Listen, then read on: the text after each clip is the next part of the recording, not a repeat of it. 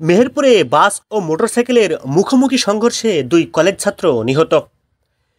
মেহেরপুর কুষ্টিয়া মহাসড়কের আকুবপুরে যাত্রীবাহী বাস ও মোটরসাইকেলের মুখোমুখি সংঘর্ষে দুই শিক্ষার্থীর মৃত্যু হয়েছে।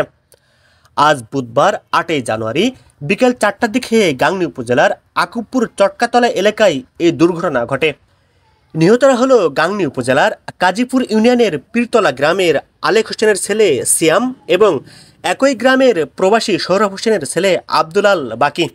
মঠমোড়া ইউনিয়ন পরিষদের সদস্য ও আকুবপুর এলাকার বাসিন্দা কামরুল ইসলাম বলেন, মেহেরপুর থেকে ছেড়ে আসা কুষ্টিয়াগামী কক্সবাজার বুর্গিজ 04/0021 নম্বর বাসটি আকুবপুর চটকাতলা এলাকায় পৌঁছালে কুষ্টিয়া থেকে বামন্দিতে যাওয়ার পথে মোটরসাইকেলের মুখোমুখি সংঘর্ষ হয়।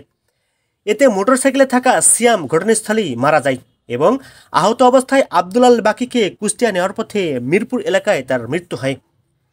গাংনী থানার ভারপ্রাপ্ত কর্মকর্তা ওসি বানী ইসরাইল জানান, দুর্ঘটনার খবর পেয়ে ঘটনাস্থল থেকে একটি মরদেহ উদ্ধার করা হয়েছে, আরেকটি মরদেহ উদ্ধারের চেষ্টা চলছে। ঘাতক বাসটিকে স্থানীয়রা আটক করে পুলিশে দিয়েছে। এ ব্যাপারে নিহত পরিবারের সাথে আলোচনা সাপেক্ষে আইনগত ব্যবস্থা নেওয়া হবে। আমি তাকে দেখছি যে মোটরসাইকেল একটা ভাওরাত আসছে, তাও দাঁড়িয়ে পাতা নিতে পাঁচি দাঁড়িয়ে।